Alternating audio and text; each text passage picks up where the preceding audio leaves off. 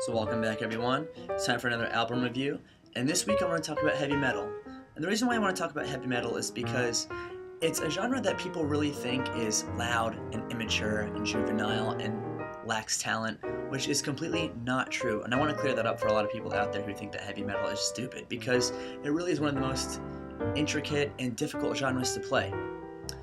The band I want to talk about is Opeth. They were formed in Stockholm, Sweden in 1990, and basically up until about 2001, they're basically just a death metal band, and now they've kind of morphed into this progressive rock, elite heavy metal band, and for good reason. They've really worked hard, they've really employed a lot of different elements into their music, a lot of jazz, a lot of folk, a lot of acoustic, a lot of classical, a lot of everything. And that's why I want to talk about their 2008 album, Watershed. Watershed is really a hard album to classify in that every song is very different. You have moments of complete breakneck brutality, and then you have moments of these beautiful serenades with piano and guitar and voice. As you can imagine, it kind of alienated a lot of their audience. Some of the metal people think that they're trying to be a little pretentious and create an album that's straying from what their roots are. But some other people who like music that isn't metal like this album because it's so different. And for me personally, it's my favorite. The songwriting on this album is absolutely stellar. It starts out with Coil, which is a piece that begins acoustically, and it actually has female vocals on it. And this is so strange for Opeth because they usually start out their albums with a long, epic heavy metal piece.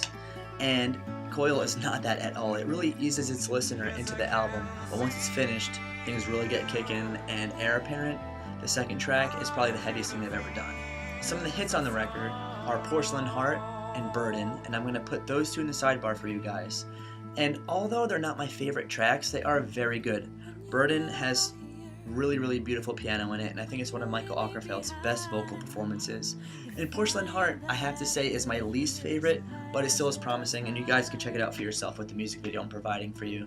My two favorite songs are the Lotus Eater and Hessian Peel, and they're kind of long songs, so I don't want to talk too much about them in depth because I could spend hours talking about those two songs. But the Lotus Eater is especially amazing because the middle has a jazz breakdown. And this part of the song is actually what made me love this band right from the get-go. Back in the day, I used to never like Opeth because of the death metal vocals, and it was this section alone that made me get over that.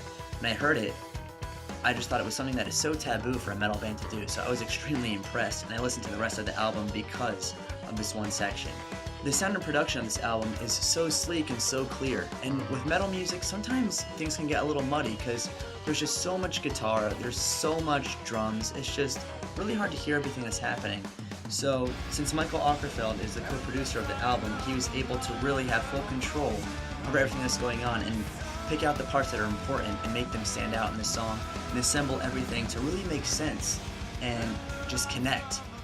So I think what this album means for the band and the impact it's going to have for them in the future is that it's going to open them up to a much wider audience, but they also might risk discriminating against some of their previous metal fans because this album has moved pretty far away from what they used to be, but I think that's really good for them. I think it's really important for a band to develop and change. And I mean, the band has been around for 20 years now, and to always do the same thing is just impossible. I mean, you grow as a person, you grow as a musician, and that's exactly what they're doing.